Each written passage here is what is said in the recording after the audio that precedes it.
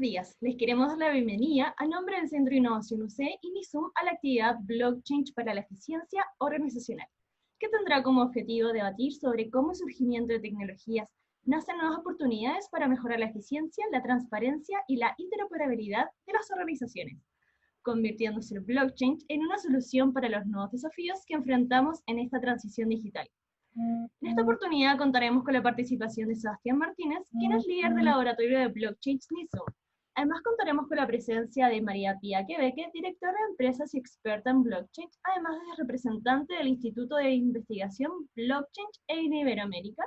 También contaremos con Alfredo Piquer, PhD en Ciencias de la Computación y socio fundador de Optimiza, y Jaime Pradenas, quien es jefe senior en productos blockchain de la Bolsa de Santiago. Luego de la charla de Sebastián, tendremos el conversatorio en donde daremos espacio para preguntas del público, por lo que le pedimos que puedan dejar sus preguntas en el chat para que los panelistas les puedan responder. Cualquier duda sobre cómo usar la plataforma, la pueden dejar en el chat. Sin más que agregar, dejo con ustedes a Sebastián. ¿Qué tal? Bueno, buenos días. Primero agradecer al Centro UC por la invitación. Así que bueno, la idea es, yo voy a hablar un poquito, unos 15, 20 minutos de blockchain en términos generales, y sobre todo quiero dejar espacio para conversar con los panelistas que realmente tienen mucha experiencia, y yo creo que se va a armar una discusión súper interesante. Así que, bueno, voy a dejar algunos lineamientos de blockchain y después ya vamos a dar paso al panel y a preguntas, y que esto sea un poco más dinámico y no solamente una persona hablando frente a una cámara. Les voy a comentar sobre unos 4 temas. Voy a hacer una definición de blockchain y un poquito conversar de algunas plataformas que existen en el mercado, las que son más conocidas. Algunas estrategias de implementación, que nos pasa mucho, que en general cuando se habla de blockchain, las empresas quieren hacer algo con la tecnología y es muy difícil definir qué, cómo sacar provecho de esto, cómo entender esto, y que no quede simplemente una prueba de concepto que después no tiene la capacidad de escalar, que es algo muy frecuente. Voy a hablar muy brevemente de cosas que hay en Chile, pero acá también tenemos a Jaime, que es una de las personas que lidera un gran proyecto en Chile, así que él nos va a poder contar con mayor detalle. Y bueno, y al final preguntas y bueno, conversar un poco. Bueno, ¿qué es blockchain? O más que nada, que siempre me preguntan por qué a mí me interesa blockchain. Hoy en día hay muchas tecnologías nuevas, lo que se llama la industria 4.0, industrias como inteligencia artificial, IoT, Big Analytics, hay muchísima tecnología nueva, pero en particular blockchain me resulta muy interesante porque es una tecnología que por su forma de ser va a traer cambios muy interesantes en la sociedad, y realmente va a generar nuevas oportunidades para las personas y para las empresas de una forma mucho más abierta, mucho más democrática, no como hoy en día, si nos fijamos, las empresas de IT lo que más hacen es aglomerar información y transformarse en empresas superpoderosas que controlan absolutamente todo, como Google, Facebook, Amazon. Blockchain viene a cambiar algunas cosas en ese paradigma, así que por eso me resulta súper interesante. Y bueno, y también es uno de los grandes desafíos, porque blockchain es una tecnología que cambia las reglas del juego, y obviamente por eso también es complicado entenderla y es complicada la adopción de esta tecnología.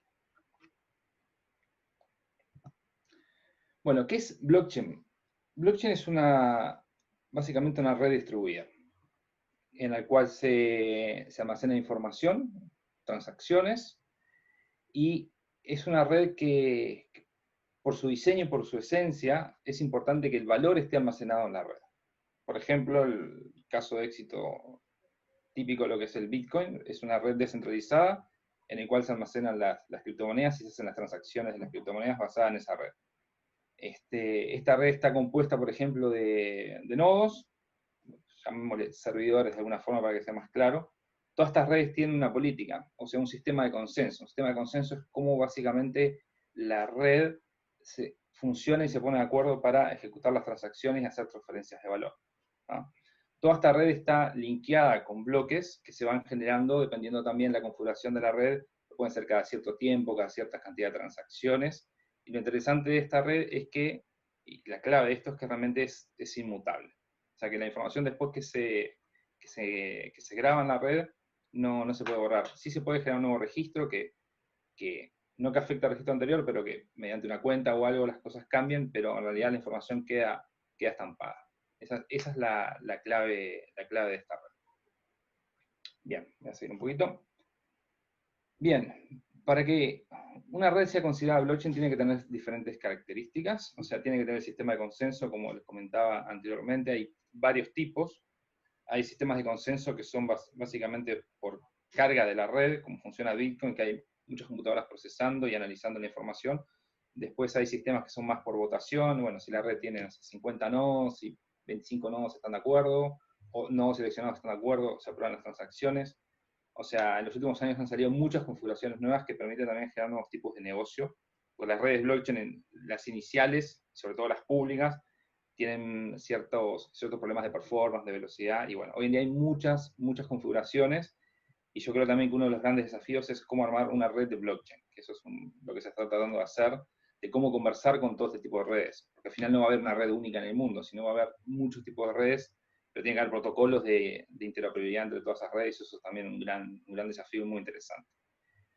Después o sea, hay varios tipos de redes blockchain, existen redes privadas, públicas, híbridas.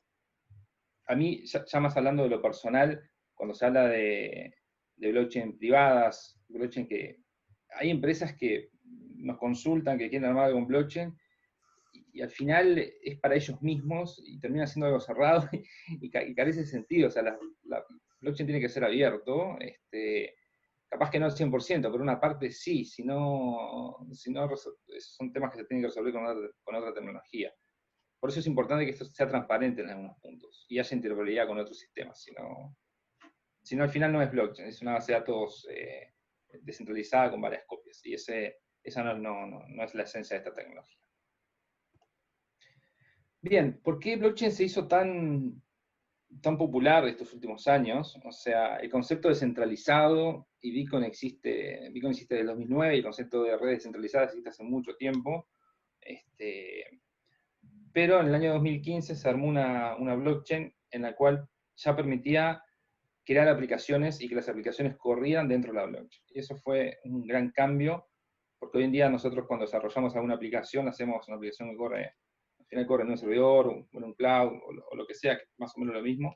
Las aplicaciones en blockchain corren dentro de la misma red, y en la misma red uno puede programar aplicaciones. Esto lo hace súper interesante. Hoy en día, por ejemplo, la red obviamente más importante en este tema es Ethereum, y hay miles y miles de aplicaciones en el mundo que se desarrollan sobre esta plataforma.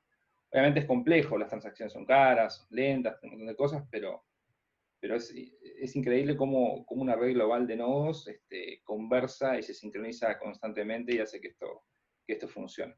Por eso a partir de 2015 el blockchain realmente empezó a ser algo muy relevante, y bueno, y el avance hoy en día con las plataformas es súper importante.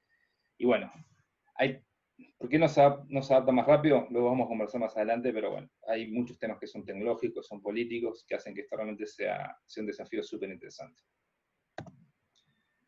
Bien, las redes blockchain, como comentaba un poquito anteriormente, tienen ciertas características que es difícil encontrar un balance entre lo que es descentralización, seguridad y escalabilidad.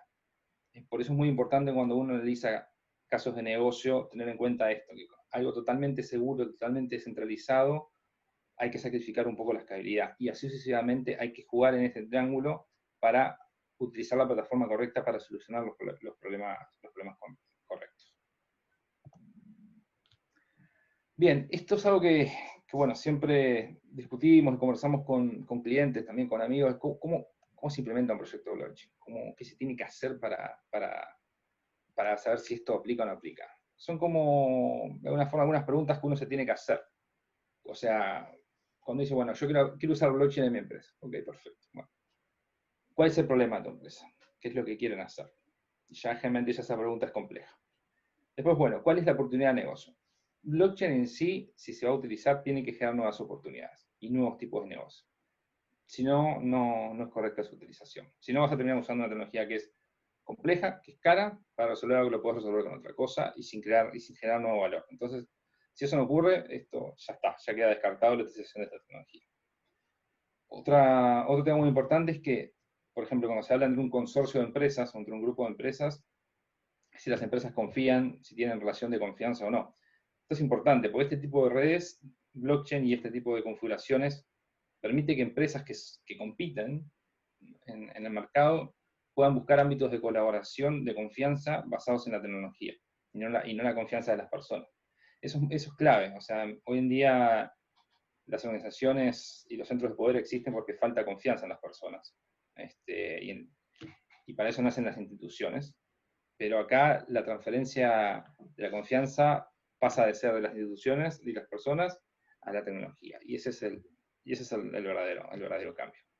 Después otra duda, otra pregunta muy clave en esto es si cuando nosotros vamos a implementar algo blockchain, estamos afectando a alguna entidad central. Puede ser un banco, por ejemplo, esa entidad central. Si nuestra aplicación afecta a alguna entidad central es porque efectivamente estamos yendo por buen camino. Después, bueno, analizar un poco la performance. Se necesita alto rendimiento, se necesita almacenar datos masivamente, y ahí empezar a jugar con blockchain más otro tipo de tecnologías también. No todo tiene que ser blockchain. Blockchain es una pequeña parte donde asegura transparencia y seguridad en lo que son las transacciones, o transferencia de valor. Pero obviamente esto se necesita combinar con otro tipo de tecnología. Y al final algo súper importante, que si blockchain genera beneficios para las personas o no. Si genera beneficios, también, es porque estamos yendo por el camino correcto. Estas son cosas que las empresas y las personas tienen que cuestionarse cuando quieren utilizar esta tecnología. Bien, esto después si alguien que esté escuchando quiere que se lo compartan, ningún problema. Bien, otro, ya yendo a un poquito más complejo, es cómo se selecciona un caso de uso para blockchain. O sea, bueno, más o menos yo creo que blockchain me puede generar valor en mi empresa. ¿Por dónde parto? Un error muy común es que cuando una empresa quiere hacer un caso de blockchain, lo quiere hacer para sí misma y con poca interacción. Realmente cuando se habla de pruebas de concepto, se quiere hacer algo mínimo para probar si una tecnología funciona. En el caso de blockchain tiene que ser opuesto eso. Tiene que ser un caso de uso o un experimento, pero el cual ya involucre varios actores y haya mucha interacción y mucha discusión sobre ese caso de uso. Si no es algo cerrado que va a quedar ahí, y después cuando uno lo quiere escalar, se empieza a encontrar con un montón de trabas, un montón de problemas, y ese caso de uso queda ahí cerrado, y la prueba de concepto es decir, ¿funcionó tecnológicamente? Sí, no sirvió para nada. Eso pasa todo el tiempo y hay que tener mucho cuidado con eso, porque de repente se cierran oportunidades tratando de tener un alcance corto y limitado. Esto tiene que tener un alcance alto e involucrar diferentes empresas, y incluso también, bueno, la parte de gobierno es súper importante acá. Temas interesantes también, ver los flujos de información. ¿Dónde está Generalmente en blockchain es importante llegar al origen de la información, dónde nacen las transacciones, dónde nace la verdad, para la verdad almacenarla directamente en la blockchain lo antes posible. Eso es súper importante. A mí no me sirve almacenar algo en blockchain, que esa información tuvo un montón de fluctuaciones, intervinieron un montón de personas. No, hay que tratar de guardar la verdad en el momento que nace. Eso también es súper importante para que sea realmente seguro y transparente, ¿no? Súper importante también hacer mesas de trabajo. Esto es algo que requiere mucho trabajo, mucha discusión, y son bastante largas. Me ha pasado de tratar de impulsar proyectos, por ejemplo, en el ámbito del factoring en Chile, y me he pasado, no sé, 6 meses, un año solamente de reuniones. Y seguimos tratando de impulsar algo. Pero es la forma de hacer proyectos que realmente tengan alto impacto. Y bueno, toda esta discusión al final te van a terminar generando un alineamiento entre, bueno, qué tipo de blockchain usar, con qué tipo de empresas tengo que interactuar, qué información va a ser pública, qué información va a ser privada, y ahí empezar a armar todo un esquema, no solo de tecnología, sino de gobernanza de datos, que también es súper importante. Bien, después de esto, ¿qué se tiene que hacer? Después de que ese grupo de empresas o personas ya tiene algo identificado para hacer, bueno, como decía antes, definir todas las fuentes de datos para tratar de tener toda la verdad en la blockchain, y el valor, si se va a hacer intercambio de valor, intercambio a través de tokens, obviamente tiene que estar en la blockchain. Si no, también, parte de la blockchain es que el valor esté ahí, si no carece de sentido de su existencia también, y es difícil generar valor si el valor no está dentro de la red, ¿no? Después definir un entorno mínimo viable, es decir, bueno, no voy a partir de una blockchain compleja, pero sí partir con una blockchain que me permita interactuar ya con todos estos actores, hacer pruebas de rendimiento, de velocidad, poder hacer el desarrollo de smart contracts, y al final es, bueno, cómo interactúas, cómo abrís esto con el resto del mundo, que eso también es súper complejo, cómo generas interconectividad con otros sistemas, con otros actores, en fin, ahí es como ya temas más de que se mezclan las arquitecturas de sistemas tradicionales con APIs que se pueden armar para interactuar con este tipo de redes. Bien.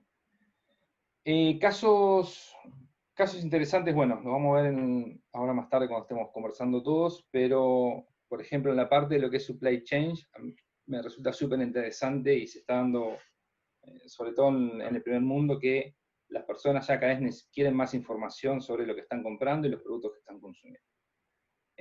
Por ejemplo, en Italia hay ciertos vinos que ya en la etiqueta viene todo lo que es la trazabilidad, que se guarda en blockchain, y está toda la información del productor, qué utilizó, cuándo hizo la cosecha, en fin, todo un montón de información que al cliente le da cierta seguridad de lo que está consumiendo, y esto obviamente también genera valor para ambas partes. El cliente se siente más confiado de que hay cierta verdad en la información, y también obviamente este tipo de cosas aumenta el valor, genera productos mucho más competitivos. Así que supply chain, como es un proceso largo, toda la cadena de valor, como todas las transacciones que existen, las aduanas, las condiciones de los productos, es algo también súper interesante para trabajar en blockchain. Como les comentaba antes, este tipo de proyectos da al final transparencia a los clientes, y hay generación de valor por ambos lados. Entre las empresas y hacia sus clientes, aumenta el valor, aumenta la competitividad y aumenta la calidad de los productos. Y yo creo que la gente también hoy en día está, obviamente los que pueden, ya empezar a elegir productos que, no sé, que sean orgánicos, que la ropa sepas que no la están fabricando mano de obra en países que no sean esclavos los que te están haciendo la ropa. Todo ese tipo de cosas, hoy en día, la gente que puede se quiere dar ese lujo, pero también quiere saber realmente que sea verdad lo que está comprando. Y ahí genera mucho valor todo esto. Bien, proyectos que están ocurriendo en Chile. La Comisión Nacional de Energía trabajó sobre guardar información de transacciones sobre energía limpia, la tesorería haciendo todo un sistema de settlement automático, y bueno, y la Bolsa de Comercio también. Están pasando algunas cosas en Chile, bastante interesantes, que vamos a conversar un poquito más adelante. ¿Qué cosas me gustaría que pasen en Chile? El tema de la AFP creo que es algo que blockchain podría generar mucho valor. He tratado de impulsar por algunos lados, pero no he tenido mucha suerte. Como les comentaba antes, la parte de factoring también, es súper interesante esto. Todo lo que es la transparencia en cómo las empresas afectan al medio ambiente, la minería también, acá se pueden generar cosas muy interesantes. La compra y venta automática de energía, que eso ya está pasando en el mundo, que las mismas casas generan energía, consumen energía y hacen transacciones de energía entre ellas de forma instantánea, confiando absolutamente en la red. Y bueno, todo lo que es la parte del Estado, las licitaciones, todo tipo de cosas también requieren transparencia, y es una tecnología que puede generar mucho valor en estos casos y en muchos más. Pero estos particularmente en Chile me parece que son muy interesantes. Bien, hasta acá va mi presentación hoy. Traté de ser lo más conciso posible para abrir ahora la discusión con este grupo que es súper interesante. Así que bueno, ahí les dejo mis datos de contacto, si quieren la presentación, si quieren conversar, encantado de poder hacerlo. Eso. Muchas gracias, Sebastián. Como había mencionado, ahora vamos a dar paso al conversatorio, con que contaremos con la presencia de Jaime Pradenas, quien es jefe senior en productos de blockchain de la Bolsa de Santiago, Alfredo Piquer, quien es PhD en Ciencias de la Computación y socio fundador de Optimiza, y María Pía Aquebeque, directora de empresas y experta en blockchain. Así que les damos la bienvenida a María Pía, Jaime, Alfredo. Muchas gracias. Muchas gracias. Bueno, se me ocurren 1000 temas para conversar con todos ustedes, pero bueno, voy a partir por un tema que quiero dejarlo arriba de la mesa para ustedes. O sea, Jaime, tenés un montón de experiencia liderando proyectos en blockchain en Chile. Generalmente cuando se habla de blockchain, la gente pregunta, bueno, ¿y qué se hace con esto? Y generalmente no hay muchos casos, pero justo acá estamos con gente que trabaja sobre la tecnología, y eso es súper interesante. Alfredo también, con toda la parte de los sistemas de pago, también tenés mucho conocimiento. Y bueno, María Pía también, viviendo en Europa, también ve cómo esta tecnología avanza muy rápido y acá avanza muy lento, así que también nos va a dar información súper interesante. Me gustaría conversar un poco de del impacto en los mercados financieros y en todo lo que es la economía descentralizada. ¿Cuál es la visión que ustedes tienen? ¿Con qué cosas se han encontrado? ¿Desafíos, oportunidades? Así que bueno, ahí abro la conversación para quien quiera empezar a hablar al respecto. Si quieres, empiezo a hacer alguna observación sobre lo que planteas. Dale. Me parece, o sea, claramente blockchain genera una posibilidad distinta de organizarse en ecosistemas de intercambio, de lo que sea, y en particular en el mundo finanzas, pago, es muy fuerte eso. Y nosotros estamos acostumbrados a pensar en términos de sistemas centralizados, nos parece obvio, nos parece lo lógico. Cuando tenemos un registro de transferencias, queremos que alguien lo cuide. Y tenemos los conservadores de bienes raíces, tenemos los notarios, tenemos los bancos, cada uno, tenemos las bolsas, todos tienen registros, que nos parece lógico que esa es la solución. No habíamos tenido nunca una tecnología que diera una solución alternativa. Y al tener una solución alternativa, ¿cuál es el rol de las instituciones? Cambia. Y eso no quiere decir que las instituciones desaparezcan, pero el rol de custodio dejó de ser un tema. Eso tenemos tecnología que lo resuelve. Pero hay otros roles que son necesarios. Un blockchain es una tecnología, pero eso no se conecta con el entorno, no se conecta con las personas.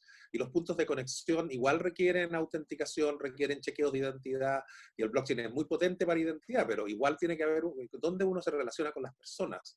¿Ya? Y eso genera igual roles de contacto necesarios, empresas que pueden prestar servicios. Pero la organización es diferente, y eso yo creo que hace más difícil el proceso. Porque por un lado hay gente que piensa o siente que esto va a perder poder, pero también porque incluso a todos nos cuesta imaginar la forma alternativa que podríamos operar. Yo creo que cuando uno mira el éxito de Bitcoin, pero cuando partieron no era obvio que eso iba a funcionar. Parecía raro. Y sin embargo ya está validado por casi 20 años de funcionamiento, ¿no? Entonces, 15. Entonces, es muy potente lo que esto genera como cambio. Y yo creo que es re importante que sigamos probando. Lo que decías tú, Sebastián, de estar promoviendo y promoviendo, porque estos son los ecosistemas los que cambian, no es la empresa sola. Como bien dijiste tú, ¿no? La empresa sola no va a cambiar por blockchain, es la relación ecosistémica la que cambia con blockchain y la que permite reducir el costo de transacción, lo cual siempre implica masificación, implica inclusión, y en el caso de la inclusión financiera es un tema súper vigente en países como Chile, donde a pesar de que hay ciertos productos centralizados que son bastante potentes, como la cuenta RUT, eso no ha sido suficiente para hacer una real inclusión financiera general. Entonces, hay un potencial súper grande que yo creo que está todavía por explotar. Y hay susto. Ahora, yo espero que esta pandemia, que nos ha quitado hartos sustos de la tecnología, también ayude aquí de nuevo a reenergizar proyectos blockchain que, por ejemplo, en lo que son masificación de pago de simplificar el pago electrónico, reducir el uso de efectivo. Hay potenciales muy grandes. Sí, definitivamente yo concuerdo con lo que comenta Alfredo. Creo que el rol de las instituciones cambia, principalmente las instituciones que de alguna manera, y como comentaba también Sebastián, centralizan algo o son un ente central dentro de un proceso más grande, son las que principalmente tienen que estar atentas en el fondo a ver cómo pueden cambiar de cara a esta tecnología para modificar algún proceso y buscar tal vez eficiencia, ¿cierto? Como es parte del título de este conversatorio. Como lo hicimos nosotros. Nosotros, comentando un poco la experiencia que tuvimos con respecto al uso de la tecnología y lo que estamos haciendo hoy en día, esto partió, ¿cierto?, por el hecho de que nos dimos cuenta de que esta tecnología prometía eliminar de alguna manera entes centrales, ¿ya? Obviamente, habíamos hablado en algún momento de que el mercado financiero está lleno de entes centrales, incluso tiene el nombre, ¿cierto? Banco Central, Depósito Central. La Bolsa de Santiago de alguna manera también centraliza parte de la operación bursátil que ocurre en el país, entonces sí o sí hay que poner un ojo de alguna manera sobre este tipo de tecnología que te permite, ¿cierto?, ser disrumpido, que eso es un foco que tienen todas las empresas hoy en día a partir de las nuevas tecnologías que aparecen. Entonces, nosotros básicamente lo que hicimos fue comenzar a buscar algún caso de uso que pudiésemos llevar a producción con un foco claro en el fondo de llevarlo a producción, no quedarnos en la prueba de concepto que, como también comentaba Sebastián, es algo que se da mucho hoy en día y se da mucho también para hacer el lanzamiento de prensa en algún momento, ¿cierto? Que estamos usando blockchain como empresa, estamos innovando con respecto a eso, pero la verdad es que muchas veces se queda en la prueba de concepto y para poder lograr escalar en el fondo necesitas tratar de llevar eso a producción. Nosotros simplificamos un proceso que tomaba 3 días realizarlo, lo simplificamos a 90 segundos usando blockchain, logramos un aumento en el fondo de la cantidad de transacciones asociadas a ventas cortas en este caso, en más de un 100%, entonces es un caso que nosotros consideramos muy exitoso con respecto a esto y que básicamente se traduce en una eficiencia operacional por haberlo logrado, sin entrar en detalle en el fondo del caso de uso.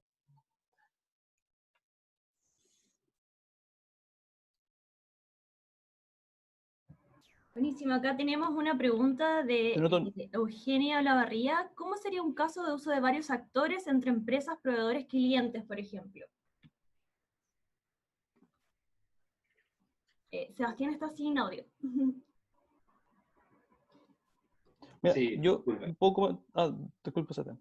No, dale tú, yo complemento después. Sí, no, comentar, por ejemplo, un caso de uso que había leído hace un tiempo que se llama WeTrade, que básicamente es algo que estuvo viendo IBM en Europa, donde para mejorar el financiamiento, por ejemplo, hacia las pymes, distintos bancos empezaron que si bien son competidores en este caso, dijeron, ok, desarrollemos el concepto de competition, en el fondo, o sea, compitamos por un lado, pero cooperemos también desde otra perspectiva, y obviamente con la autorización de las distintas empresas, compartamos cierta cantidad de información, ¿cierto?, que nos permitan tomar mejores decisiones al respecto de cómo dar un crédito finalmente y cómo hacer la evaluación de ese riesgo crédito hacia estas empresas.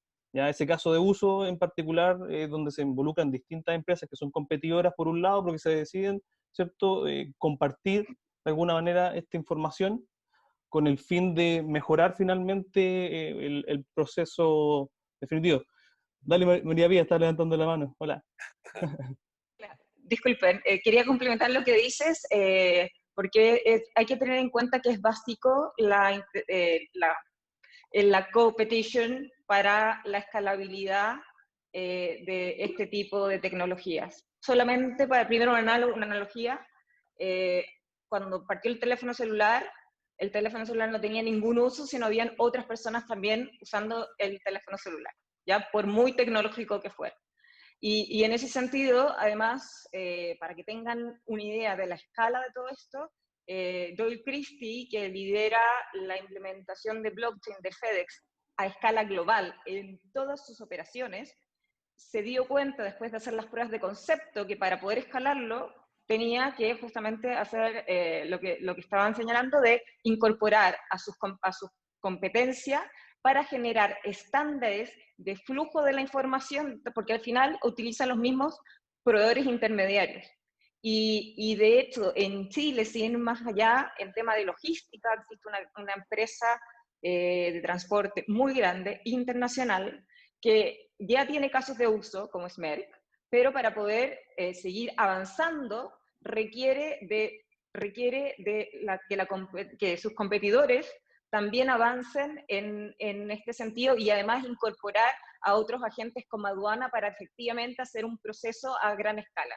Y esto se traduce en todo. Lo mismo sucede en el sector de energía, en que ya existen empresas como Colbún que han hecho pruebas de concepto para la certificación de energías renovables, y la razón por la cual esto no se ha podido escalar es porque requiere este trabajo en que involucra a todos los actores, inclusive, por ejemplo, el sector de energía va a requerir involucrar al coordinador eléctrico. Y eso es súper importante para comprender de verdad el potencial y la escalabilidad de esto.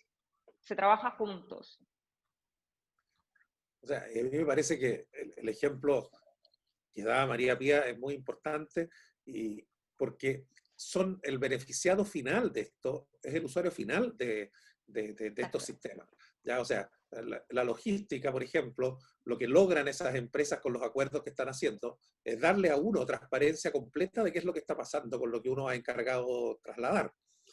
¿Ya? Y eso solo se puede lograr con la colaboración que describe. Sin esa colaboración solo tengo pedacitos y no tengo esa solución integrada que al final todos se benefician, porque la transparencia motiva mayor uso, porque una de las preocupaciones que uno siempre tiene en estas cosas es que no sé dónde van, y si sé dónde van, acá en cada paso, obviamente tengo más interés en usarlo, por lo tanto hay un beneficio ecosistémico, más que un beneficio individual, ¿no?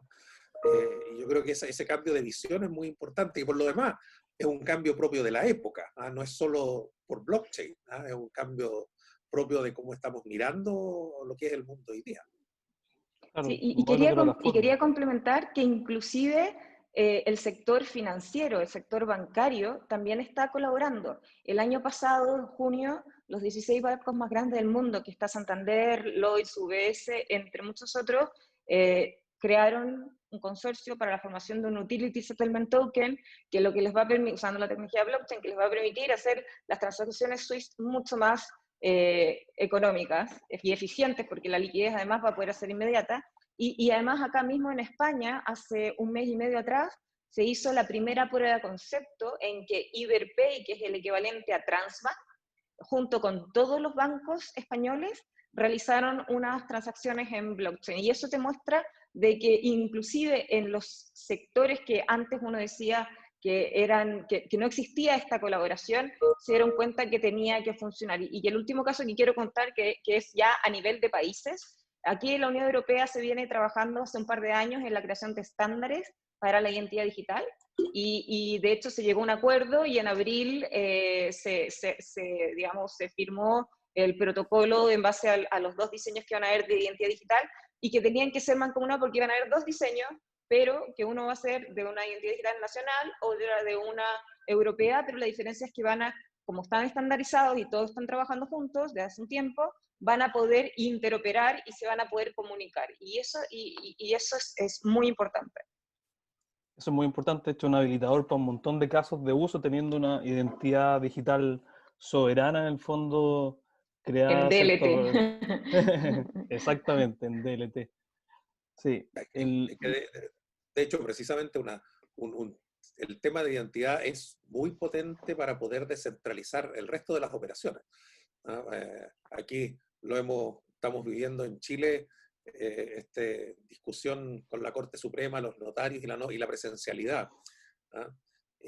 Y ahí pasa muy fuerte esta imagen de que, también una imagen que no siempre es cierta, de que el sistema tradicional de operar te asegura ciertas cosas, que muchas veces no las asegura. La presencialidad de los notarios todos sabemos de que es bien light, ¿no? Es muy basada en el carnet de identidad y de una persona cualquiera que te vio y te vio firmar. Y uno puede, de hecho, lograr algo que es más seguro que eso, usando blockchain e identidad correctamente generada, ¿no? Y que es más universal y más simple de trasladar tu identidad en los distintos ámbitos. Entonces, hay un potencial, y si logras eso te potencia un montón de otros registros de acuerdos, transacciones, etc. Así que es muy importante ese tipo de estándares a los que a esta altura lo que tenemos que hacer, yo creo, en Chile es estudiar los internacionales y adoptarlos, porque no tenemos para qué inventarlos de nuevo. Así es, y para eso también es importante ser bastante riguroso en las conversaciones o cuando uno se expresa sobre estos conceptos, porque primero contar de que una biometría no es una identidad digital, la biometría es un mecanismo de verificación, pero la identidad digital en su más rigurosa forma es un certificado que se deposita en los dispositivos electrónicos, que tú tienes una clave, hay una clave privada, hay una clave pública, y que existen mecanismos para verificar, ¿ya? Que son estas llaves privadas. Y en la biometría es uno de ellos, ya no es la identidad digital per se. Y existen casos ya como Estonia, en que solamente hay tres acciones que tú no puedes hacer digitalmente. Uno es casarte simplemente para mostrar que existe consentimiento y que no hay nada que te esté forzando a la toma de esa decisión.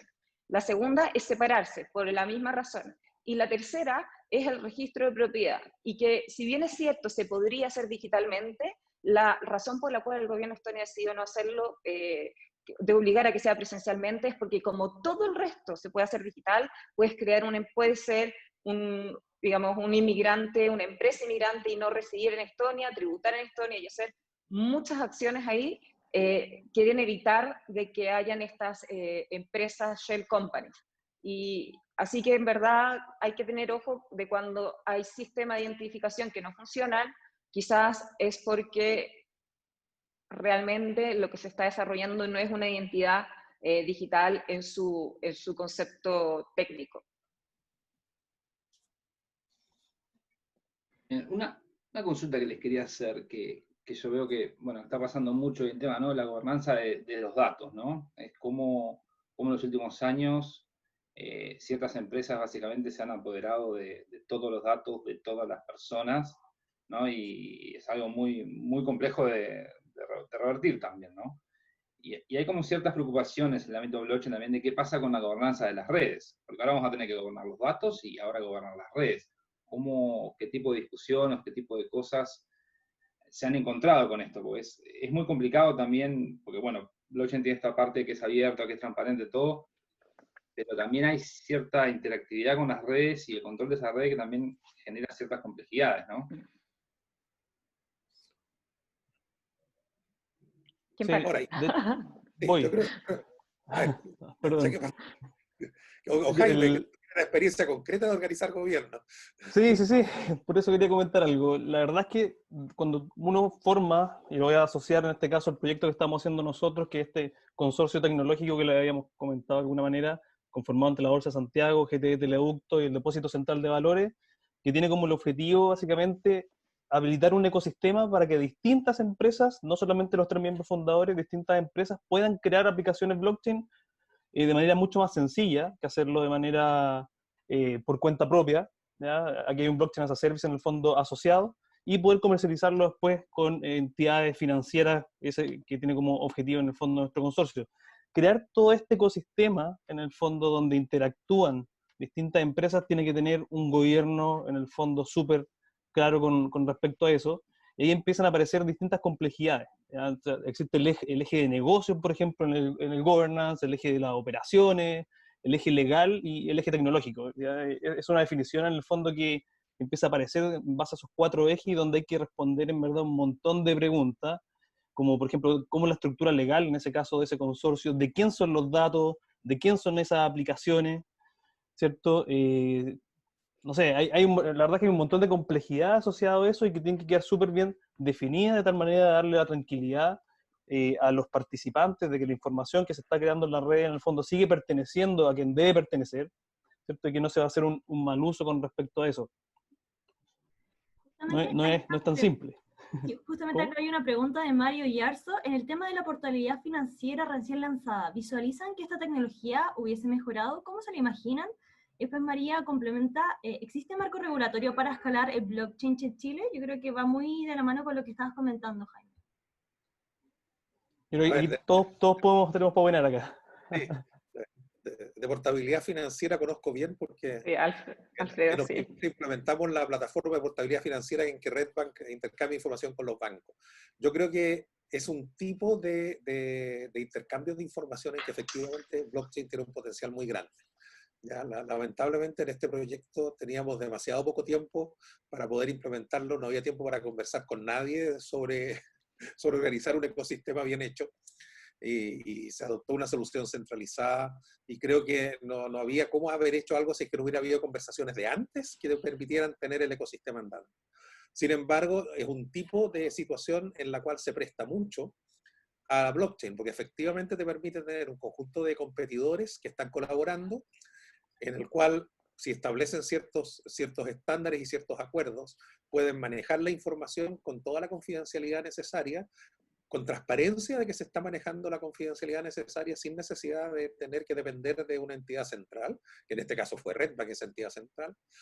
Por lo tanto, sí es una aplicación que potencia blockchain y que de hecho es muy pariente de cosas que se están organizando en otros países por la información para el Know Your Customer, o temas de ese estilo, de manera de no tener todos los bancos que hacen las mismas verificaciones de identidad y de información de respaldo para las mismas personas.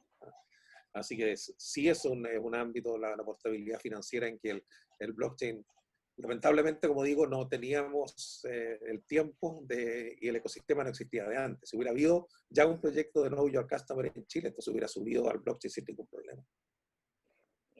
Bueno, yo quería complementar primero que los que vieron la película El dilema de las redes sociales se podrán dar cuenta de cómo, sin darnos cuenta, en la era de Internet, que es la era de la información, perdimos el derecho a la privacidad y la seguridad de nuestra información, y hay empresas que reciben dinero y se aumenta su capital, digamos, su capitalización bursátil en base a la información que creamos, y no solamente ojo de Facebook, sino también las instituciones, las grandes hospitales que venden la información clínica a algoritmos como el de Watson Health, etc. Y ahí parte, y eso está muy asociado al tema de la identidad digital y a la gobernanza de los datos, porque blockchain es blockchain en conjunto con los instrumentos que se derivan, es decir, desde la identidad digital y el smart contract, podrían permitir de que uno pudiera gestionar y tener privacidad de su información, y además en forma más segura. Cuando hablo de segura es que no hackeen la información. Y ser dueños de nuestra información, y que nosotros pudiéramos trabajar, o más bien definir a través de los famosos smart contracts, en qué condiciones estamos dispuestos a compartir nuestra información, y en algunos casos inclusive recibir una retribución monetaria al respecto.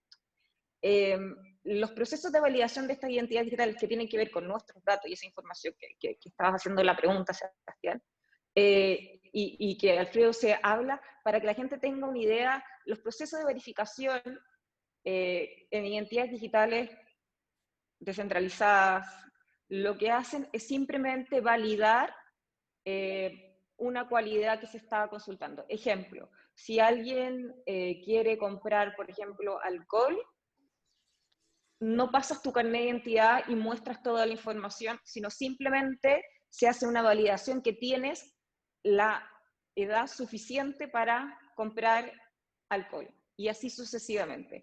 Entonces, la gente, es importante que lo tengan presente. Y respecto al tema regulatorio, hay dos aspectos regulatorios aquí. Uno, que tiene que ver con el tema del manejo de los datos, ya que, si recordamos, en Chile hay una ley de protección de datos personales que aún no ha visto, que por años ha estado en el Congreso y que no ha visto puerto, y que cada vez más, sobre todo con todas las conversaciones que se están realizando sobre el tracing de personas para poder gestionar los contagios de COVID, ha surgido con mayor profundidad. Bueno, eso es un tema que hay que regular y que viene de la era de Internet, ojo, no, o sea, y que blockchain nos podía ayudar justamente a gestionarla.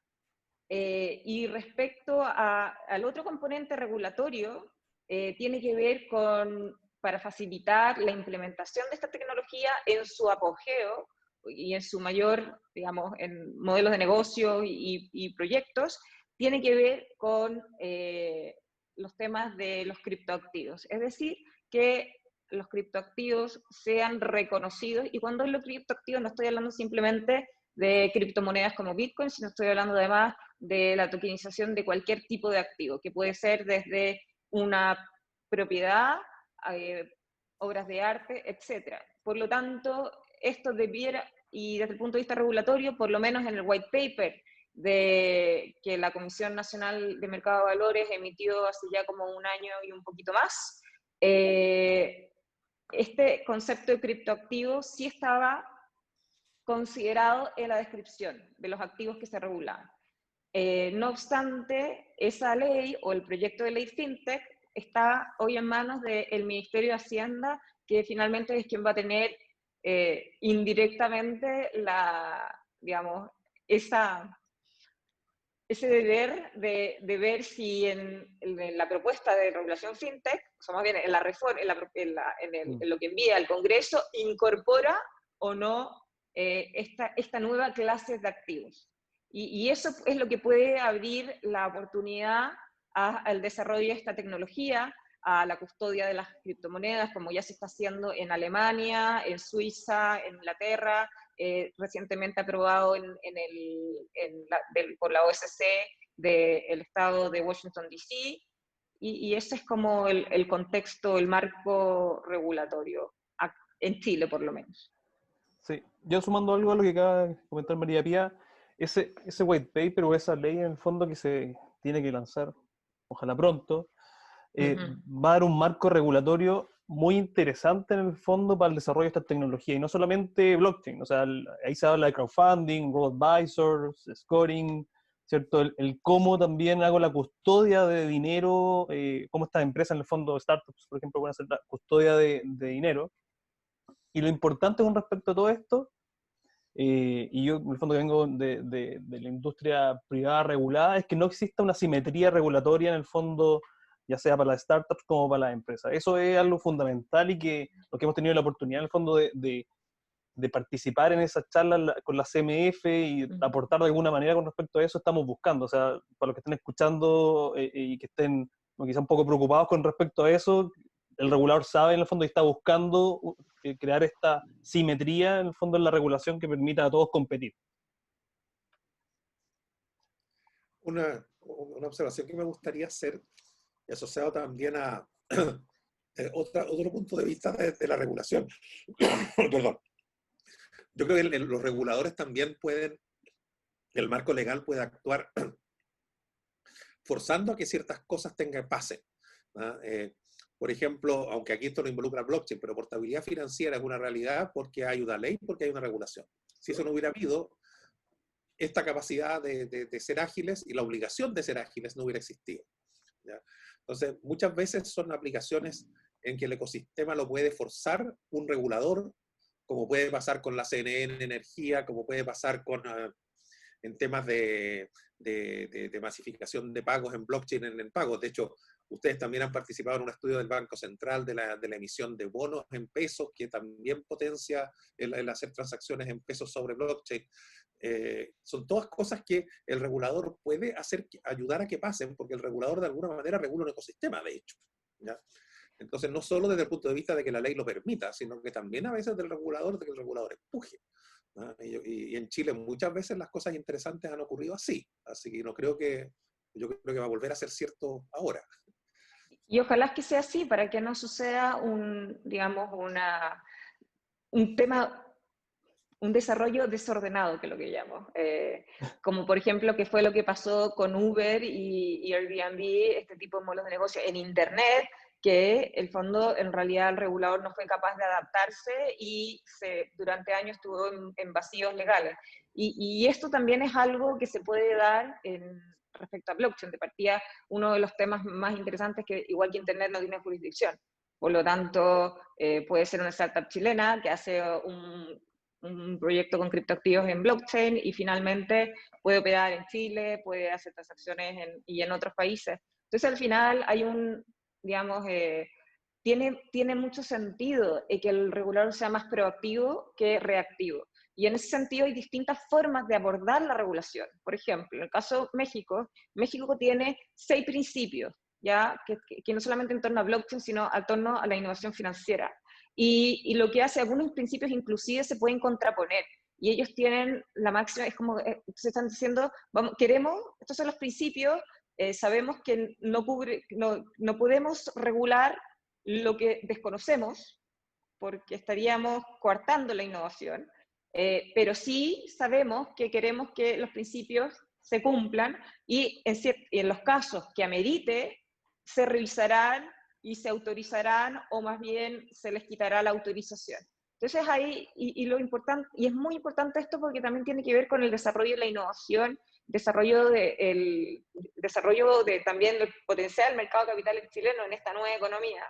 Y el no facilitar la regulación lo que hace es que startups, talento chileno, decida irse a otras jurisdicciones, además sus startups en Londres, en Suiza, en Estonia, en Liechtenstein, para empezar a desarrollar proyectos que sean regulados, porque eso es lo más interesante, que las startups quieren ser reguladas, quieren ser legales. Esto no, y por eso es un tremendo llamado al sistema, bueno, al Ministerio de Hacienda, a incorporar esta tecnología o esta descripción de criptoactivo, de una nueva clase de activos dentro de la ley FinTech próxima a enviarse. Y ahí es bien importante lo que dice María Pía, que el regulador tiene que tener cuidado de no imponer reglas que tenían sentido en una forma de operar y que no tienen sentido en la nueva forma de operar. Lo cual no quiere decir que no vayamos a descubrir problemas en la nueva forma de operar también, ¿ya? Pero no podemos aplicarle las reglas del sistema antiguo, porque si no, lo único que uno hace al final es limitar la innovación, ¿no? Y eso es bien importante tener conciencia. Quiero tocar una pregunta que está puesta en el chat, de los pasos para adoptar blockchain en una empresa, porque yo quiero reforzar algo que dijo Sebastián bien claramente, que es que si la empresa lo mira mirándose a sí misma, no va a encontrar una aplicación interesante de blockchain. Lo interesante de la aplicación de blockchain es mirando los ecosistemas en que participa y dónde hay ineficiencias que eliminar, ¿no? Dónde hay costos de transacción altos, dónde hay fricción. Porque si se mirando internamente, probablemente no vaya a haber un caso de uso particularmente notable, ¿no? Es en los ecosistemas donde realmente se potencia, se ve el potencial. Y de hecho me encuentro bien interesante, he estado siguiendo el proceso blockchain desde hace años, que los proyectos que han sobrevivido todavía son todos los que tienen ecosistemas interesantes y heterogéneos típicamente. Los que eran cosas chiquititas, internas, normalmente no sobrevivieron, porque por ahí no va la cosa. No es ese el lugar en que se genera valor. Sí, yo sumando algo a eso, también yo considero que, en primer lugar, las empresas tienen que considerar que existe un riesgo de disrupción en el fondo a través de las distintas tecnologías. O sea, hay un riesgo de que algo te puede pasar si tú continúas haciendo lo mismo y llega un competidor, ¿cierto?, que puede agregar valor de manera distinta y finalmente puede reducir costos también hacia tu cliente final. Eso es fundamental tenerlo en vista y por eso las áreas de innovación o de transformación digital que aparecen hoy en día tienen que tener muy presente en su cartera de proyectos, ¿cierto?, de estos que son denominados transformacionales, porque tenemos estos proyectos core, adyacentes, ¿cierto?, transformacionales, donde se tiene que buscar en el fondo nuevas formas de hacer las cosas. Y en estos conceptos de innovación enfocado en blockchain, hay ciertas preguntas, como las que mencionaba Sebastián al principio, ¿cierto? Como por ejemplo, ¿existe confianza en esta operación? ¿Se necesita un ente central que lo realice? En el fondo, si es que ya existe una falta de confianza, por ejemplo, o esa confianza la provee un ente central, ahí hay posiblemente una oportunidad para empezar a pensar en aplicar blockchain. Obviamente hay muchas otras cosas que hay que pasar, ¿cierto? Y donde también preguntarse si el caso de uso en particular requiere un cambio normativo también es súper... Porque si requiere un cambio normativo, estás pensando en un caso de uso que probablemente te va a costar más desarrollar. Entonces la idea es siempre tratar de elegir un caso de uso que se pueda aplicar con la normativa que actúa en ese momento. Yo quería complementar más que nada como entregando unas imágenes. Tratémonos de imaginar cómo eran las organizaciones y cómo además proveían sus servicios antes de Internet. Ya, en el fondo, no había un correo electrónico. Para enviarse información, inclusive era un fax, que llegaba con muy mala calidad y que se borraba. Entonces tampoco era un documento que se podía guardar, almacenar. La forma que había de hacer las transacciones y de certificar que alguien era dueño de un valor o un activo, requería a un ente intermediario que lo hiciera. Y cómo la llegada de Internet es que finalmente es una carretera sobre la cual operan otras tecnologías y se desarrollan aplicaciones como Zoom, que es esta misma plataforma que estamos utilizando. O sea, esta plataforma es gracias a Zoom, ¿ya?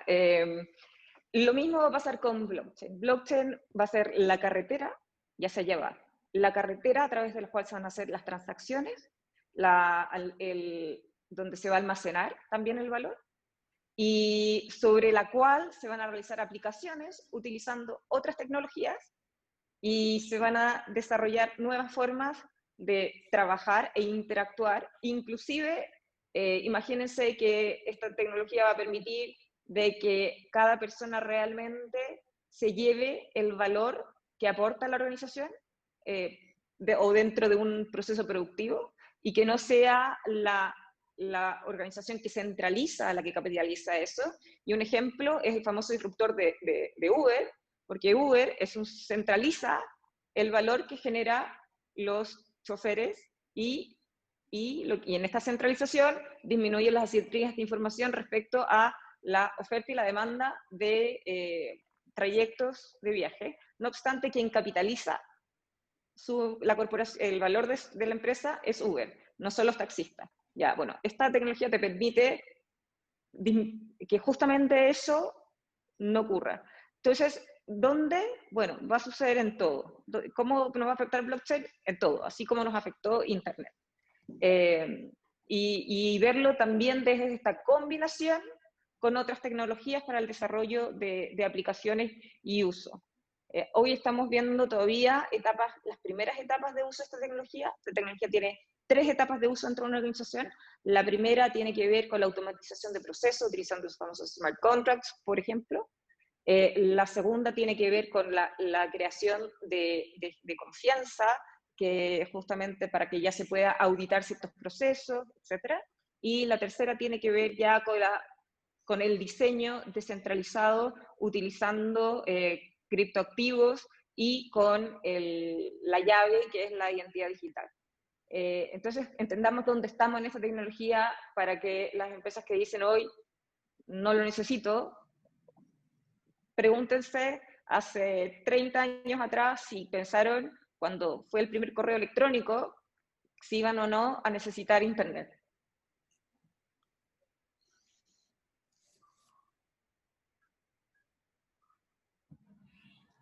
Muchísimas gracias por tu comentario, María Pía. Sebastián, no sé si te gustaría comentar algo. No, quería ver si hay alguna pregunta del público que haya quedado pendiente, pero por lo que estoy leyendo acá creo que todas han sido bastante respondidas. Sí, creo que Acá no sé si Mario hace una última pregunta que dice, ¿diríamos que es una herramienta que propende a minimizar los monopolios? ¿Esto sí o no? Y con esto cerramos. Sí, es una tecnología que va a afectar cualquier tipo de entidad central.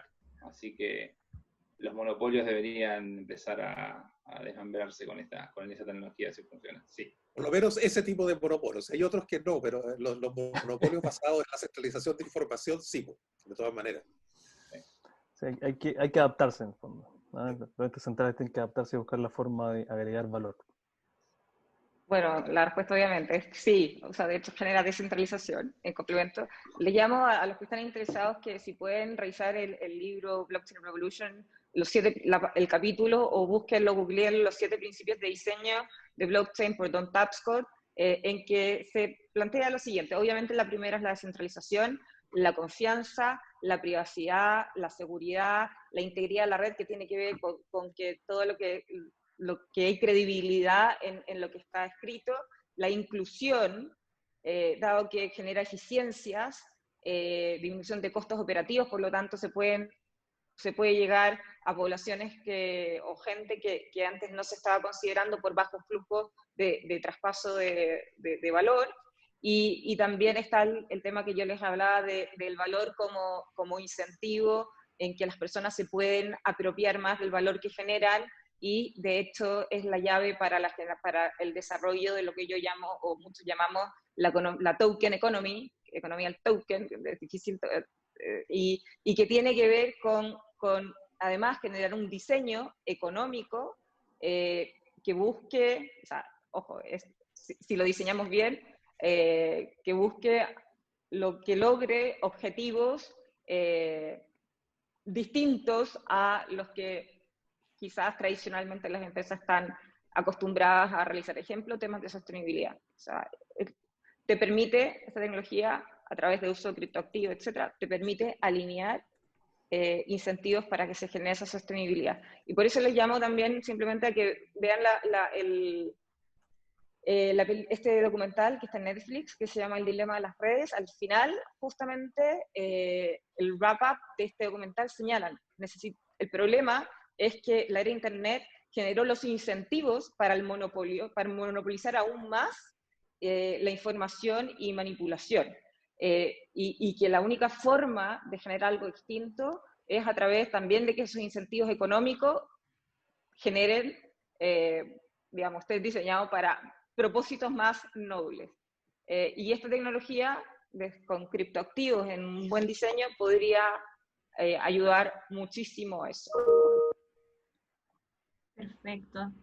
Bueno, muchas gracias a Jaime, muchas gracias Sebastián, Alfredo, María Pía, muchas gracias a todos los asistentes. Sin duda fue una gran conversación. Sin duda yo creo que abrió muchas mentes también y abrió muchas oportunidades con respecto a esta tecnología. Obviamente que les vamos a mandar el link donde va a quedar toda esta información guardada para que la puedan revisar nuevamente y nos vemos en una próxima oportunidad. No sé si a él les gustaría comentar algo para ir cerrando. Sebastián, Jaime, Alfredo, María Pía. No, yo, bueno, Yo, nuevamente agradecer al Centro UC por la invitación, por este espacio. De mi lado, la verdad que fue un gusto poder conversar con Alfredo, con Jaime, con María Pía. La verdad que ha sido un rato muy ameno. Muchas gracias a Sí, todos. agradecer. Podríamos haber hablado horas, yo creo, de esto, pero hay que resumir. yo también quiero agradecer al Centro de Innovación, a ti, Clio, por la invitación, y también a Sebastián, Alfredo y a Jaime por la entretenida conversación y la oportunidad de conversar este tema que de verdad es súper central, sobre todo lo que se viene con esto de querer reactivar la economía y disminuir las brechas, o más bien que no se acrecenten las brechas de subdesarrollo en relación a lo que ya está pasando en Europa, por ejemplo, en torno a generar más espacio de innovación y uso de esta tecnología, entre otras. Perfecto, qué buenos mensajes finales, así que nos vemos en una próxima oportunidad.